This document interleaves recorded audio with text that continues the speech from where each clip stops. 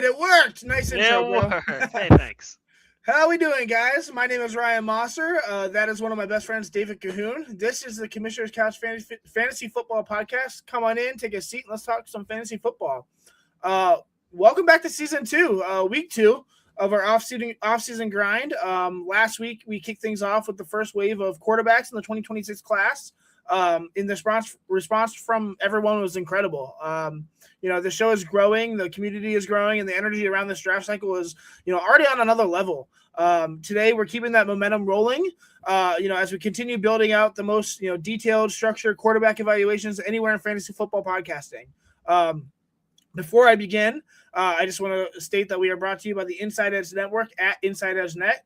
Also, Alley Rose Fragrances, our network sponsor for the Inside Edge Network is Alley Rose Fragrances.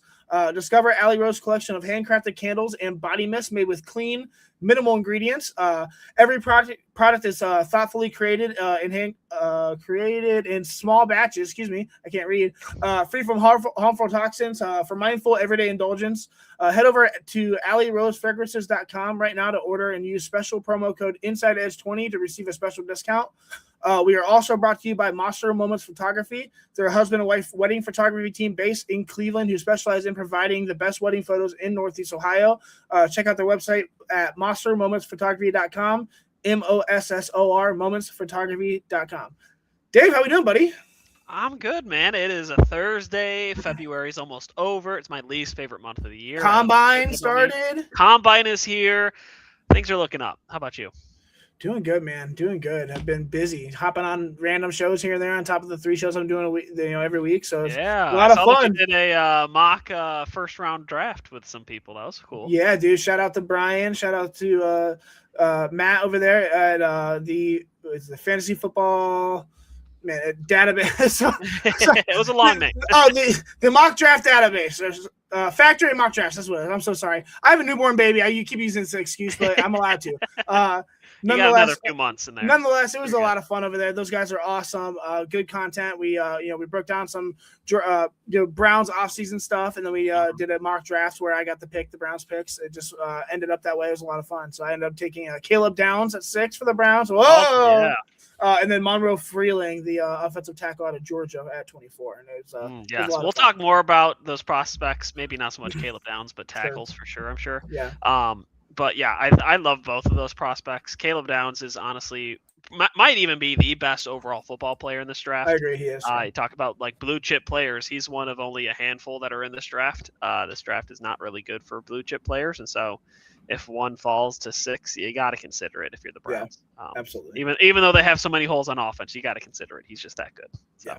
And they're a year or two, more than a year away from contending anyway. So, exactly. Yeah. Build the pieces that are going to last forever. Yeah, and Freeling is just an athletic freak of a tackle, and I like the way he pulls and pins and run games.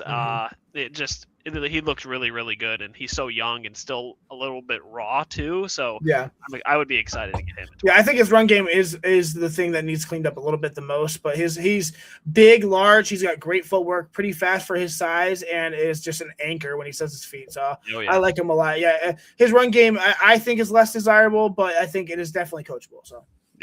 Yeah, I'm excited to see what happens with the measurables for him specifically at Combine. So, all right, but these people don't care about offensive tackles and safeties. They care about what we're going to talk about today, which is quarterbacks. You want to break down what we did last week, Dave? Yeah, of course. So last week we pretty much kicked off season 2, which is a really, really exciting time for us here. We talked through what our off-season program is going to look like. So we talked through hitting up all of the really important fantasy football, I guess, positions as we head into the draft. So over the next 8 to 9 weeks, I think 8 weeks now, we're going to talk through all the quarterbacks, wide receivers, tight ends, and running backs. We're going to go into depth in a lot of those players and a lot of those positions, specifically wide receiver, running back, because those are just the heaviest for fantasy football. And so we kind of just laid out our whole plan and what will that look like after the draft. What are some good landing spots from the draft? What are some good free agency shakeups, new coaching changes, all that jazz to help you be prepared as you can as you head into the draft season and off season in the summer. And then after that, we kind of hit our first batch of quarterbacks that we talked about. So a lot of those top heavy ones. So Fernando Mendoza, Garrett Nussmeier, a couple other guys. I'm blanking on the names, but we talked about Drew. Nope, we did not talk about Drew Aller. Excuse me. no, he's this week. Foreshadowing. Yeah, but today we're gonna wrap up the quarterbacks and talk through part 2. So we have another 6, maybe 7. We're feeling lucky. Quarterbacks to talk about. Just kind of do an in-depth look at what they look like, what kind of style they have, what their strengths, their weaknesses, and categories. Do a little summary, and then I'll do a little player comp, who I think this player kind of reminds me of, and landing spots. So we'll try and hit that for each position in each player that we talk through throughout the next couple of weeks. But it's going to be really fun. I'm very excited about it. I know you are too. So yeah. As David said, last week we kicked off season 2, laying out the foundation, for everything we're going to do this offseason. And that's great. We went over the quarterbacks, as he said. We did Mendoza, we did Carson Beck, Ty Simpson, Taylor Green, Garrett Nussmeier, and Cole Payton were the guys that we did last week. That's right, Cole Payton. Yeah. Each one brought something different to the table, and if you missed that episode, I highly recommend going back and giving it a listen. You can find it on @DynastyCLE's Twitter. I can't talk today. Also on our Facebook page for the Commissioner's Couch. We are working on getting on Spotify and stuff as well. We do have YouTube though. But we're working on Spotify and Apple. We should get that up here hopefully soon. But nonetheless, definitely go check that out. It sets the tone for how we evaluate, how we grade, and how we separate real traits from noise. But before we dive into this week's group of quarterbacks, I wanted to give a quick reminder of how my evaluation system works. I've been talking about it for weeks on my podcast that, I've been building a 2026 NFL draft rookie prospect model, basically an algorithm that is based off of, all the traits that I think are NFL translatable traits for that position. I use for this one specifically, I use a quarterback rubric and then I do my own personal scoring and then rank them based off of that with an algorithm. It's designed to project NFL potential, not project, NFL draft buzz. I'm not going to give away my score or anything like that, but the framework is simple. I grade how a quarterback processes the field, how accurate they place the football, how their arm talent holds up against NFL demands, how they operate in the pocket, how they create their own create when structure breaks down in the pocket, and how their measurables and athletics traits translate into the league today. Every category also has subcategories, which you go into as well. And every trait is weighted based off of what actually, matters on Sundays. Because of that, my board isn't necessarily a mock draft. It's not influenced by hype, recruiting stars, and popularity. I'm grading the quarterback position, not the resume attached to the player. And that means that my rankings will sometimes look, pretty different from what you see on big media boards. And I think, that's the point. The beauty about this quarterback class in general is that, and the reason that we're dictating, multiple weeks to it too, 2 weeks in a row for the quarterback class for a lot of people who don't think the quarterback class is that strong of a class, it's depth. This isn't a group defined on, one or two headliners. It's a class full of, different styles, different developmental arcs, different ways for guys to win. Some of the quarterbacks we're covering tonight are high-ceiling athletes who can change the geometry of the field. Some are structure-driven processors who thrive on timing and discipline. Some are, still figuring out who they are as a passer. But the flashes are bright enough that you can see a path to real NFL development. What ties them all together is, every one of these quarterbacks has something worth evaluating, something that matters for dynasty players, something that matters for NFL teams, and something that matters, for how this 2026 class is going to ultimately stack up, I think. So let's get into it, Dave. Let's, settle in, grab a drink, guys, get comfortable. Week 2, 2026 quarterback class starts now. Let's do it. Yeah. I love what you said about this draft class as a whole for quarterback, though. I heard somebody else describe it earlier when I was listening to some podcast about the combine today, and they were like, this quarterback draft class only has 1 to maybe 3 day one starters in it, and everybody else though is could be considered hey, this guy has a path to become a lifelong backup quarterback or develop into a potential starter for a long time for a team. So while it may from the onset be oh, this draft class is really nothing, especially 2 years removed from the 2024 draft class where there was a bunch of studs, there's still a lot to and a lot of really, I think, hidden gems or deep value to find that'll be long-term success. And so I think that whole word development is really important, especially when we talk about the group today of quarterbacks. I think that development is key here for a lot of them. I agree. Yeah. Yeah. Good point. All right. So you want to pick our first quarterback? Let's do it. All right. Week 2 quarterbacks. Like I said, we went through 6 of them last week. These are our next 6. This is going to be the final week on quarterbacks. We're going to move on to a different position next week. We'll unveil that later. But my first quarterback on the board, Drew Aller, quarterback for Penn State. He is my quarterback 4 on my board. Where did you have him on your board, David? I also had him at 4. Nice. Perfect.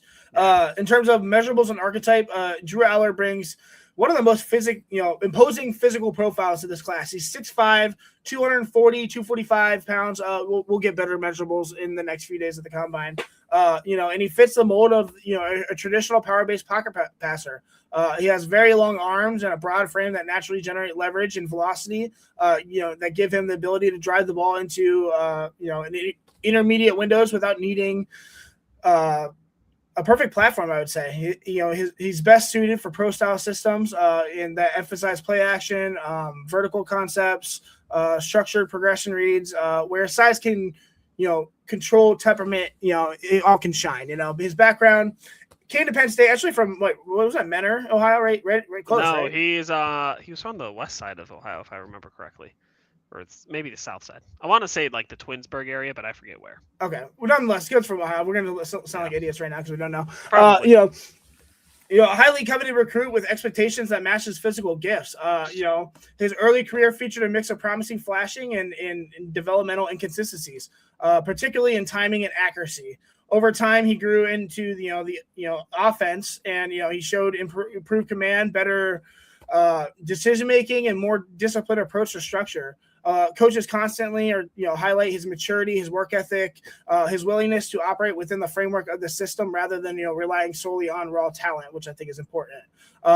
His game is built around structure and control. That's his bread and butter. When he plays with a calm, steady demeanor, rarely appearing rattled, even when the pocket compresses. He excels in rhythm-based concepts where he can work through progressions, identify leverage advantages, and deliver the ball with touch and timing. Like I said, his intermediate accuracy is his strength. There's a lot of quarterbacks here that have really good intermediate accuracy. We talked about Mendoza, Carson Beck last week. He's another one of those guys as well.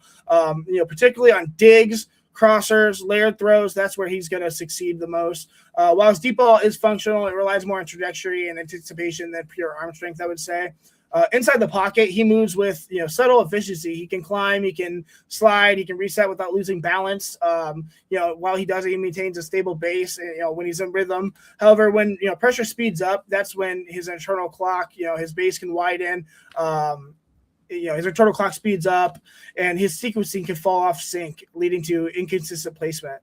His release is compact for his size, but his release point can drift when he's forced off of his spot, which can be an issue.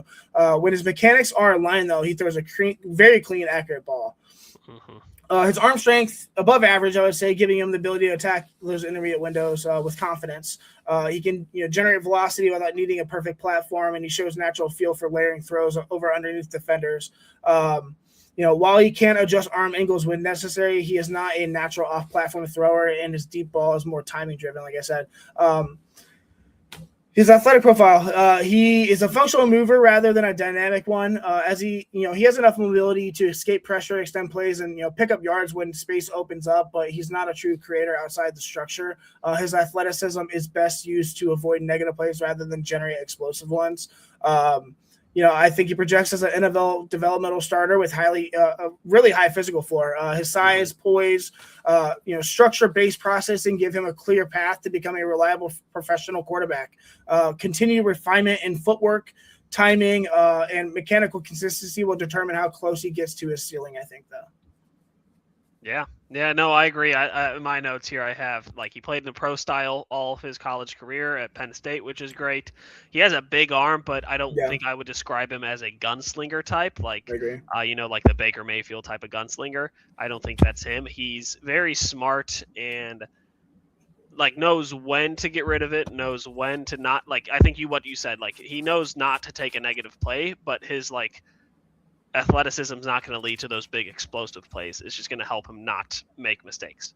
And so, yeah, I agree. He there's a lot to like here. There's a lot of raw like tools to build around, and he's a really good piece of clay, I think is a good way to describe it. And I think a team that really like loves developing people and maybe already has their quarterback starter for the next couple years in place would be a great place for him. My comp for him, and this might be a little ambitious, is actually Justin Herbert. Somebody who came in out of Oregon as well, very raw, big arm, played in the pro style at Oregon. He was more of the gunslinger type, I would say, but still had those like, hey, I'm gonna like use my feet to get out of this bad play in the pocket and like not take that negative play. And I think once Justin Herbert got into the NFL, that's where you really started to see him grow and develop. And he had some good receivers around him his rookie first couple of years in the league. And so I think there's a lot to like there. I think that comparison is accurate. I think the ideal fit for him that I could see would be the Minnesota Vikings. You see how there's already a need at quarterback. There's this whole drama happening. They just fired their old GM because of it. Nobody really likes JJ McCarthy there, it seems like now. They're probably going to be in the market for the Malik Willis or any other veteran that comes available. So what would it look like if you drafted a Drew Aller, let him sit there, let him develop, maybe let him duke it out with JJ McCarthy for that QB2 spot to learn and grow and get some of those backup reps. I think it could work out well for him. He's got those weapons around him and Jordan Addison and Justin Jefferson. They would eventually get a running back and get that run game going again. But I think that would be a really cool position for him to come in, be patient, continue to learn, continue to grow, and really refine his skills. I think that would be really cool. And getting it with a coach like Kevin O'Connell could really explode him into that Justin Herbert type of potential. So that's interesting. Yeah, I can see him going to a few places. I think the Steelers make sense. I think Atlanta could make sense. They don't really know what they have in Penix. But yeah, I wasn't really thinking. I agree. JJ McCarthy absolutely stinks when he doesn't know what the defense is running, literally, because he cheated.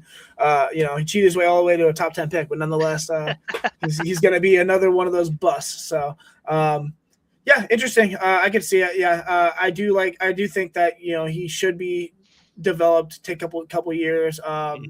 It's just interesting because if he would have came out last year, some are saying that he would have been the quarterback 2 off the board. I don't see that kind of happening this year. He's probably going to be a 3rd or 4th round pick this year, maybe even later. I wouldn't do that. I think he's got the potential. Like I said, he's like QB4 based off of his NFL traits on my board. We'll see where he falls, here in April. So, yeah, I think an ideal value for him would be like late day 2. Yeah, they're the late 2nd round, early 3rd round. I think there could be some good value there to get with him, and honestly, a couple of these other quarterbacks too. Yeah. But yeah, I think it just depends on what offense and what kind of landing spot he lands in, because there's a lot of potential there. He just needs some time to learn and grow. All right. So I want to preface this by saying that David and I are never on the same page. We always disagree. And this is probably going to be a reflection of that as well. But that's okay. That it brings it different. David, I'm going to bring in this quarterback, and I'm going to ask you where you had him ranked compared to where I have him ranked. Yep. And this next quarterback is Diego Pavia, quarterback out of Vanderbilt. Where do you have him ranked on your board? I have him ranked actually number 9 on my board. Number 9. Respectable. I have ranked number 32 on mine. So dead last. No, not even dead last. There's some guys after him, but nonetheless, we'll see. I'm going to read what I saw. So, he's a Diego Pavia, obviously quarterback from Vanderbilt, a compact, energetic, dual threat quarterback whose game is built on obviously, movement, improvisation, and, competitive toughness. He's 6 foot, 200 pounds. So a tiny guy, lacks the prototypical size for quarterback in the NFL, but his twitchy athleticism and fearless play style allowed him to compensate for sure. He fits best in spread, tempo, or RPO heavy systems that incorporate QB run elements and simplified reads as well.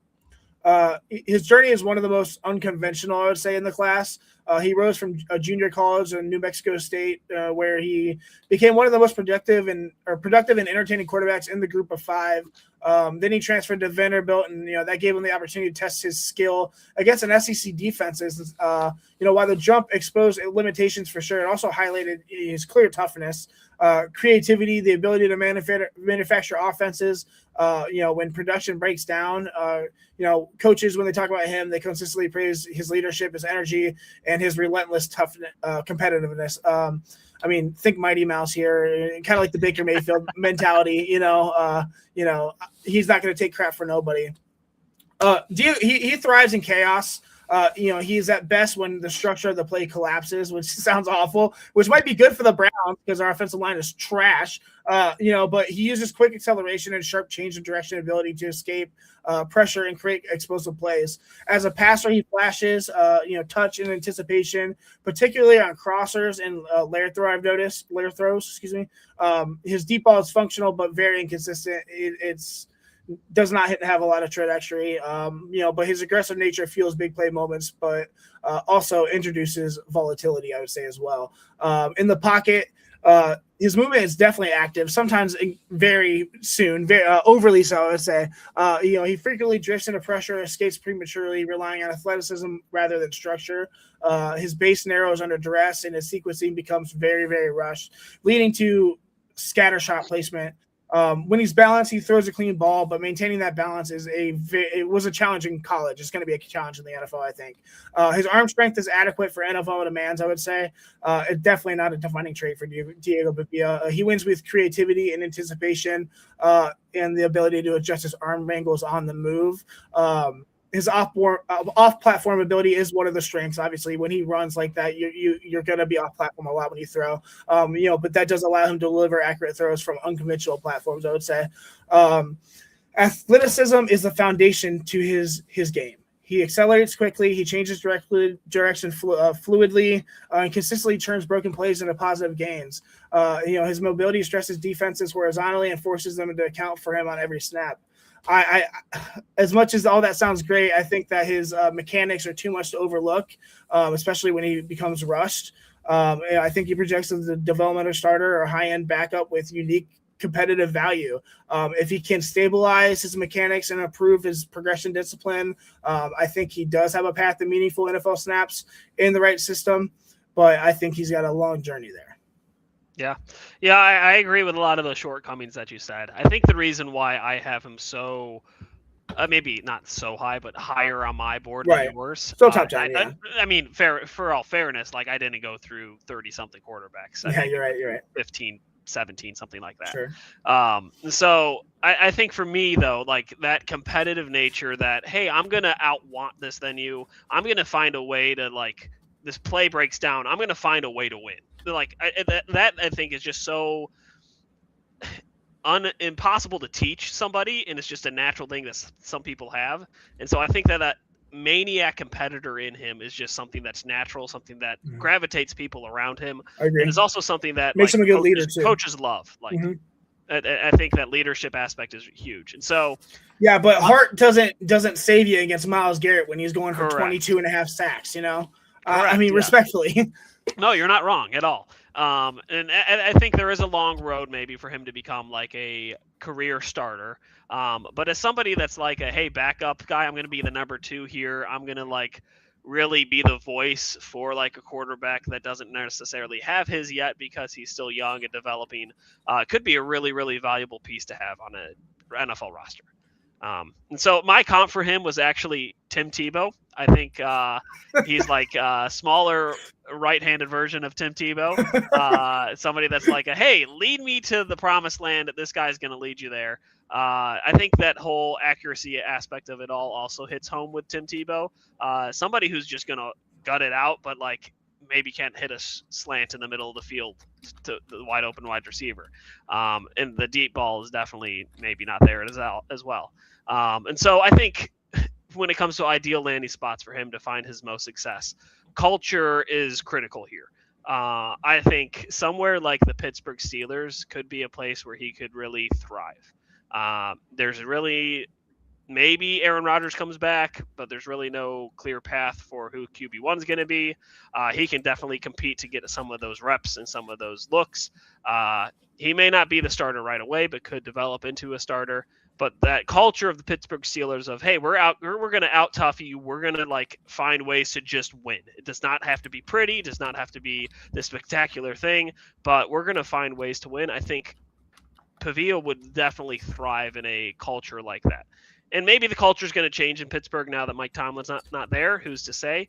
But I think something like that could be where like Pavia would really thrive, really rally the team around him, especially in a room full of a bunch of veterans. Like I think he could really do well there.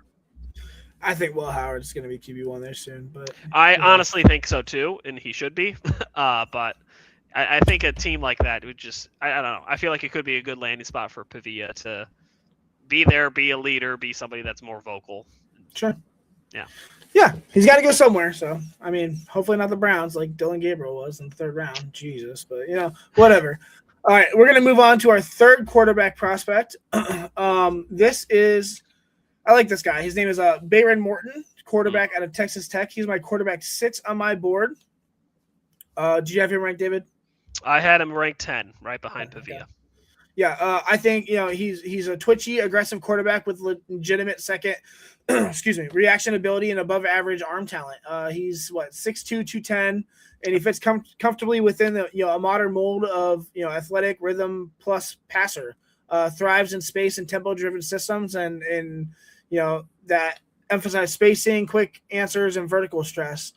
He arrived at Texas Tech as a highly regarded recruit and developed in a system that placed heavy mental and physical demands on the quarterback position. And, he gained extensive starting experience across multiple seasons, often carrying the offense through stretches where structure broke down. His toughness, leadership, and willingness to take ownership of the offense have, earned consistent praise from his peers and coaches. Morton blends quick trigger decisiveness with a genuine playmaking ability. He diagnoses his leverage quickly, distributes the ball within rhythm pretty well, and punishes defenses when they lose integrity. His accuracy is sharp when his base is aligned, particularly on crossers, speed outs, in some layers as well. Downfield, he can drop in touch throws or drive the ball into seams. Though his deep accuracy is can fluctuate when his lower body becomes rushed. He still is pretty successful in those throws with velocity. He makes fluidity inside the pocket. When he moves, he likes to climb, he slides, he can escape pretty well. His footwork is very functional as well, but I think it can become inconsistent under pressure. Oh my gosh, I am losing it, David. That leads occasionally to misses for sure. He can reset quickly after movement and keep his eyes downfield. He can maintain playmaking mindset even when the pocket shifts as well. His arm talent is clearly above average, I would say. His velocity is good. He can generate it with minimal strain and can attack tight windows with the concept that demands it. He shows the ability to vary trajectory, place the ball over underneath defenders, and into intermediate voids as well. A lot of these guys, if you can't throw intermediately, you're not going to be a quarterback in the NFL, but a lot of these guys are pretty good at it. His off-platform ability is one of the defining traits for sure. He can generate power from awkward angles. He's pretty impressive, actually. I think he's above average athlete. He moves with urgency, moves with fluidity as well. He can escape pressure, extend plays, and threaten defenses as a true scrambler. His second reaction ability is a core part of his identity as well, enabling him to turn broken plays into explosive gains pretty often. I think he projects a high-end backup with clear developmental starter upside. I think he needs to improve his discipline and his risk-reward calculus. Sometimes he likes to throw that ball into windows that he probably shouldn't throw it in. And continue his refinement of his base mechanics. And I think he has the tools to grow into a long-term NFL starter if he does that. So. Yeah, I agree with all those things. I think that quick release can sometimes get him into trouble. Gets a little bit trigger happy. I wouldn't necessarily put him in that gunslinger category just yet, but he's like right next to it. But that whole spread style, get those quick passes going, he thrives in that, playing in rhythm, playing in sync with his wide receivers. He's really, really good at that. I think a good comp for him I found was Chad Henne, quarterback for the Chiefs back in the day.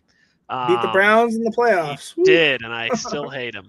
Yeah, I think that potential you talked about of being a long-term backup, I think that's where like his career is trajected to go. Sure.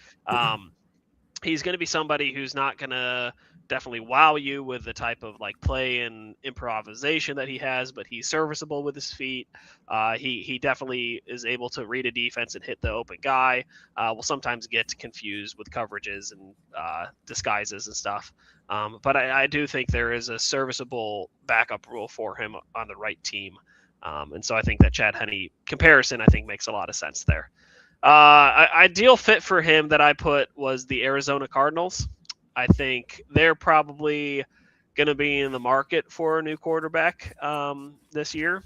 I have no clue what they're going to do. I think Jacoby should probably start for them. Should be Jacoby, yeah. Should be, and I think they'll probably move on from Kyler.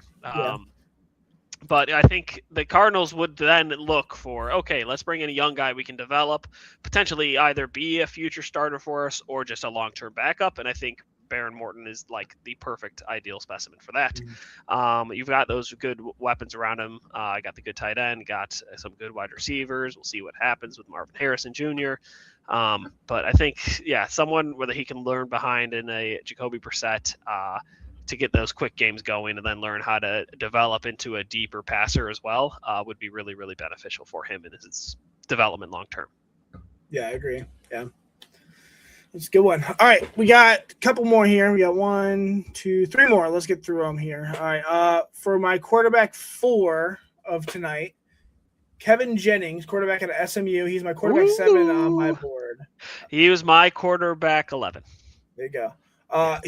Kevin Jennings, twitchy, dual threat quarterback, has a compact release, and he has real natural creativity as well. 6 foot, 200 pounds, definitely got to put on a little bit of weight.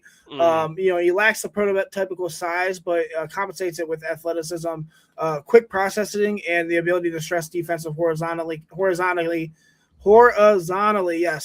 and vertically. I'm losing it. He fits, best in tempo, spread, and RPO heavy systems.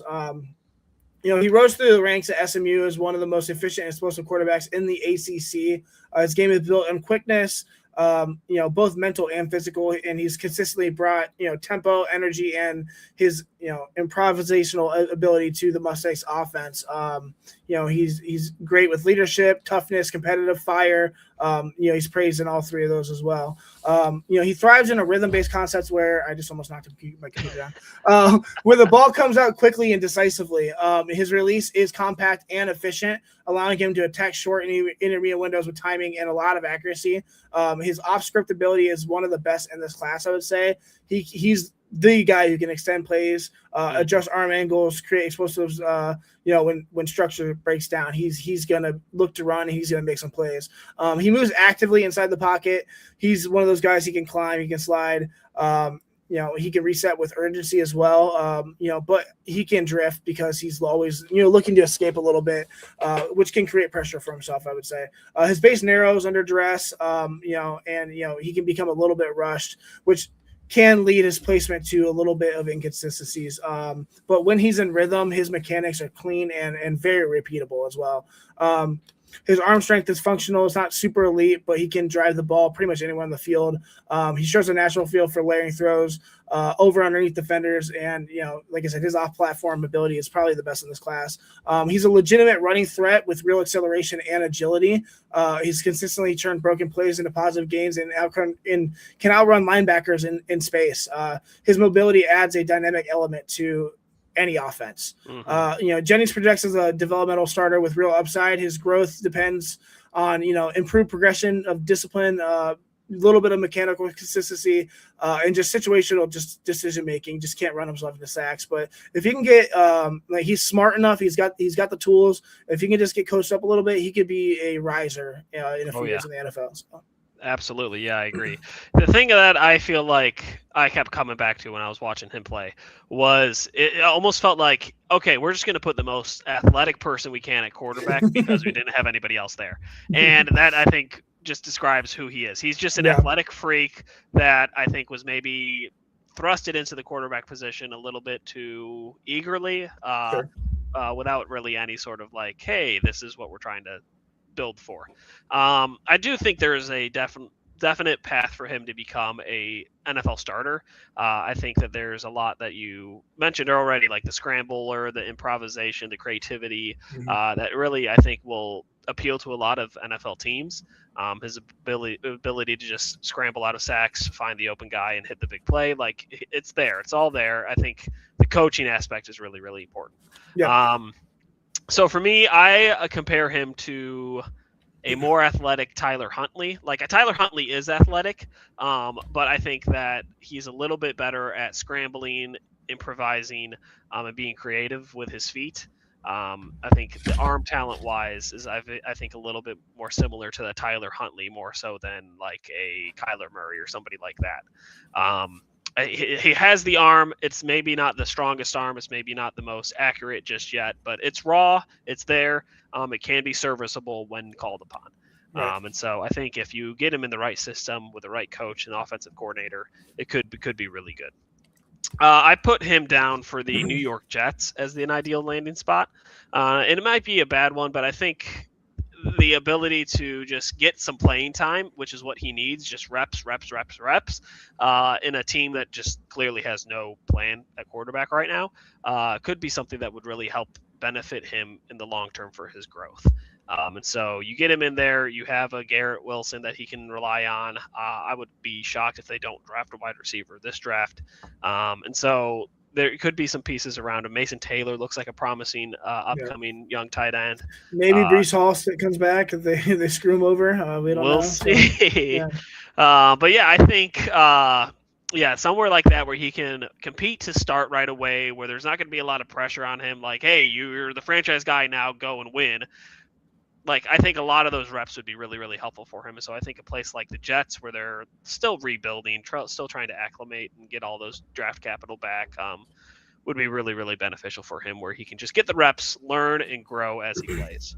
So I think that athleticism, too, would also blend well into that offense where they maybe don't have quite the structure set up yet and don't have the offensive line around him, where he can just use his feet and improvise and make plays.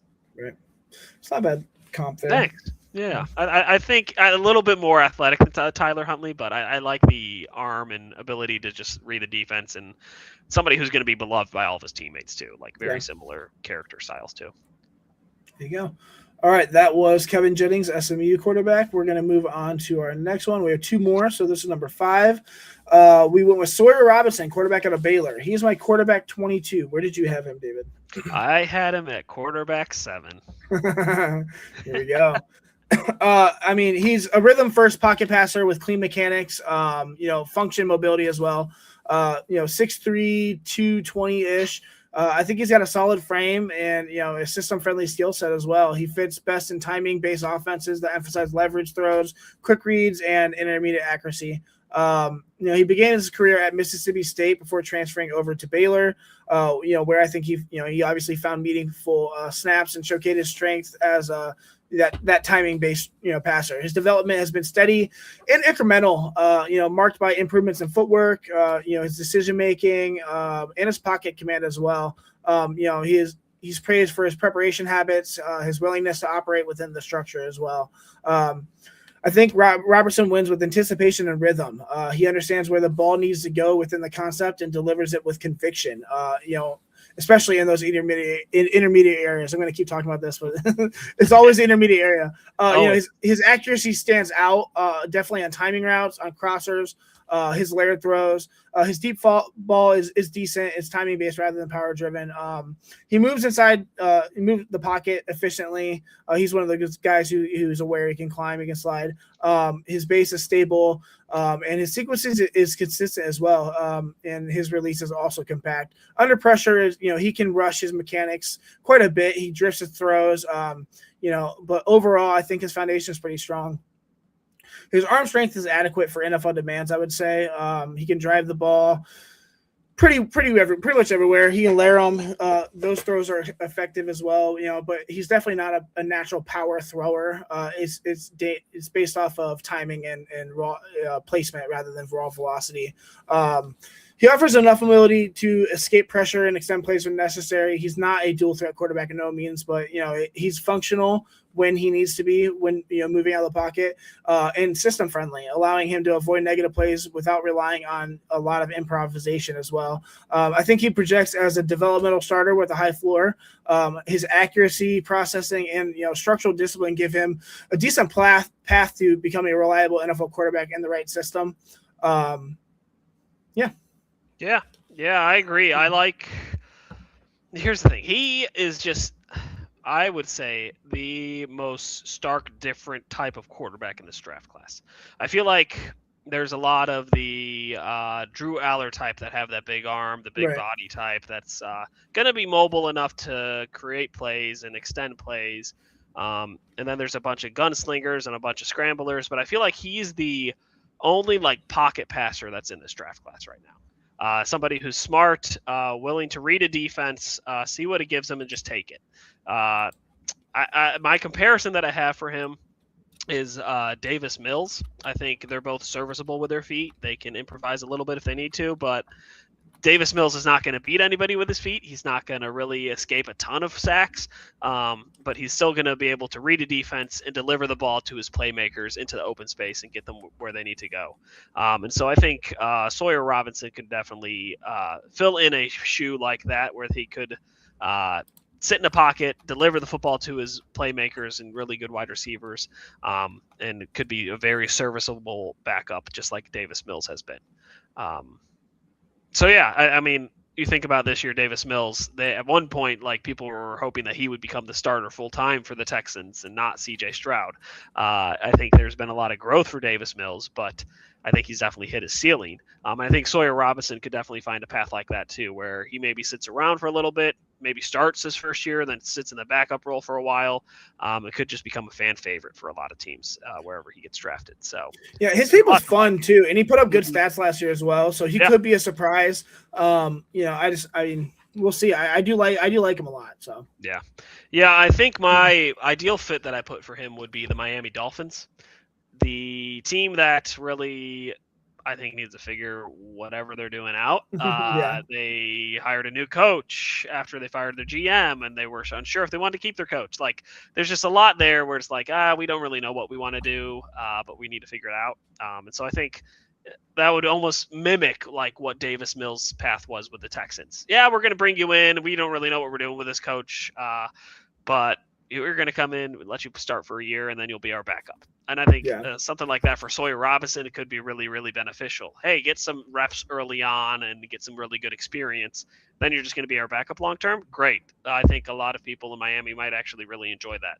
I think if you could find a way to get Sawyer Robinson more weapons in Miami, he could be really, really beneficial and efficient in a team like that. You've got the Jalen Waddle, probably not bringing back Tyreek Hill, but you got a great running back in Devin Achane, and so I think Sawyer Robinson could definitely benefit from having those types of weapons around him. Yeah. So, yeah, I like that pick or that landing spot. I think it would be a good way for him to get a lot of reps in to start and still have some good weapons around him.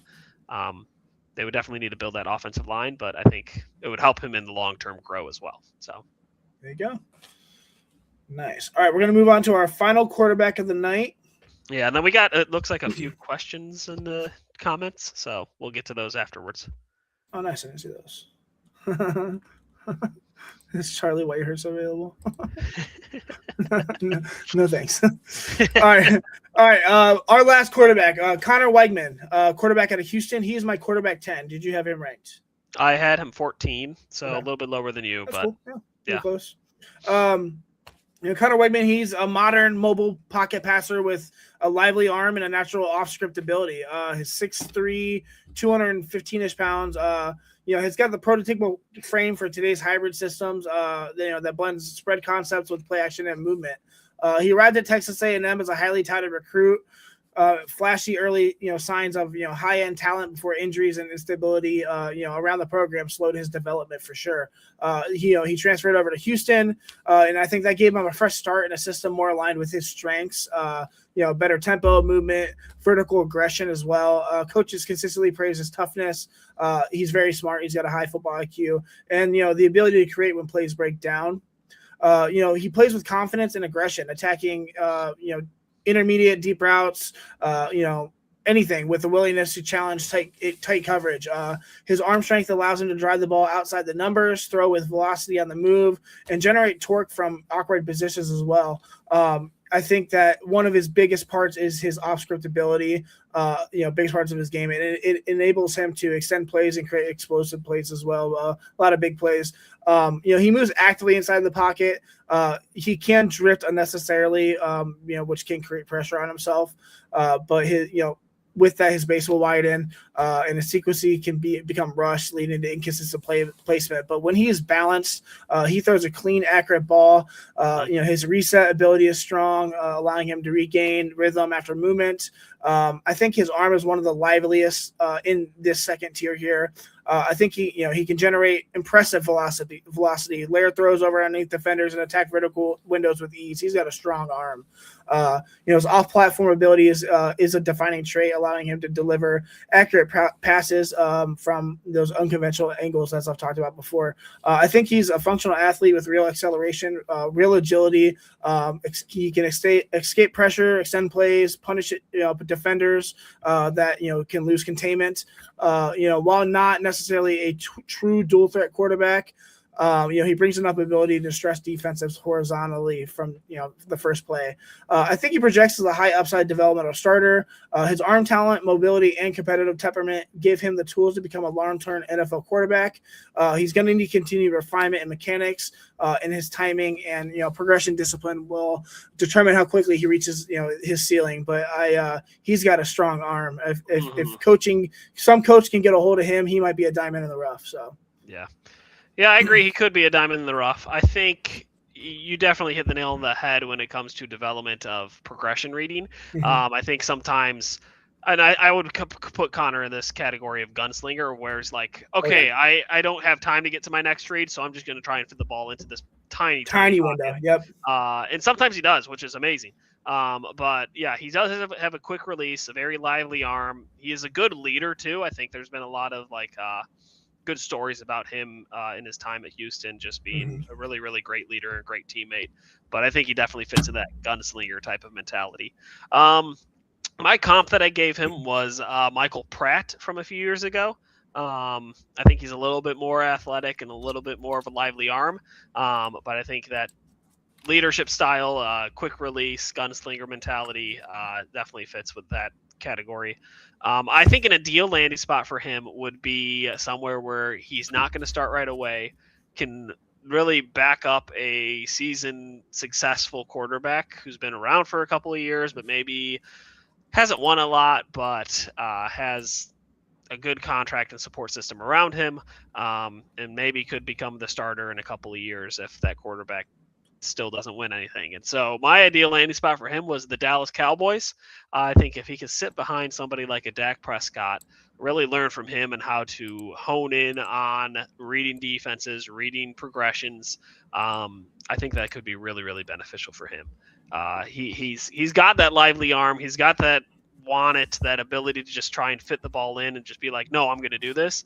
The stubbornness maybe is a good word, but I think if he can get behind somebody like a Dak Prescott that can teach him like, hey, here's how you read a progression, or here's how you read these disguises that the defenses will have, I think that could really help him take his game to the next level. So there you go. Yeah, I had to Google who Michael Pratt was because I was like, who the hell is that guy? Completely forgot about Michael Pratt. That's hilarious. Yeah.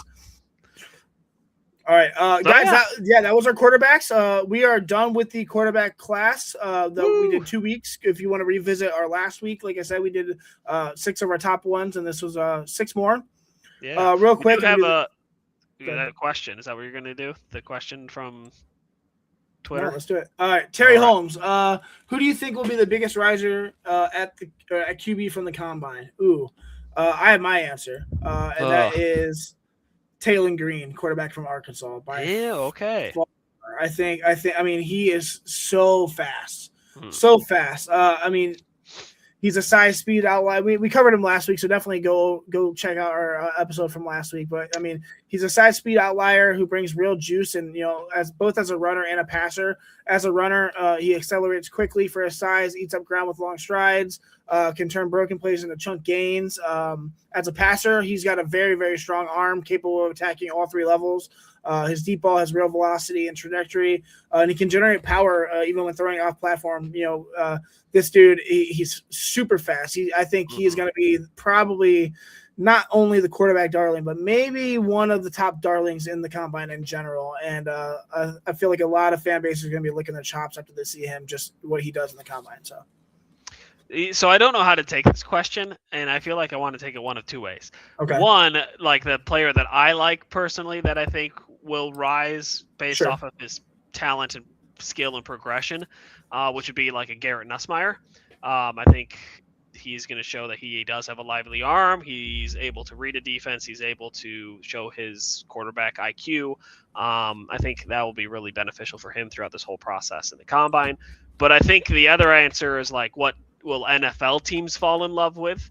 And I think that's going to be somebody like a Ty Simpson, who I don't think will necessarily be that great of a quarterback in the NFL level, but I think some NFL teams will definitely fall in love with him based off of how he's going to test and score at the combine. And so I took that two different routes, but I think there could be a path for both of those. So. Interesting. And then once again, Raul will ask, is Charlie Whitehurst available? Yes, he is, Raul. Call him up. Get him in here. He is not in the NFL, so there you go. Thanks for those questions, guys. Raul, appreciate it. Terry as well. Thank you very much. I'm going to jump into some ads real quick. Once again, we're brought to you by the Inside Edge Network at Inside Edge Net. Also, Alley Rose Fragrances. Our network sponsor for the Inside Edge Network is Alley Rose Fragrances. Discover all Alley Rose collection of handcrafted candles and body mists with the clean, minimal ingredients. Every product is thoughtfully created in small batches, free from harmful toxins, for mindful, everyday indulgence. Head over to AlleyRoseFragrances.com right now to order and use a special promo code InsideEdge20 to receive special discounts. Also, we are brought to you by Monster Moments Photography. They're a Cleveland-based husband and wife photography team who specialize in providing the best wedding photos in Northeast Ohio. Check out their website, MossorMomentsPhotography.com, MOSSOR momentsphotography.com.